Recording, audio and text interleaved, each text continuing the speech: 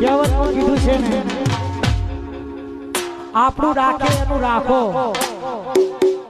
આપણું રાખે એનું રાખો, બાકી ગમે એવી હસ્તી હોય એને સાઈડમાં રાખો અને ત્યારે ગવાય ગોમો વાતો થાય તો ગભરાવાનું નહીં.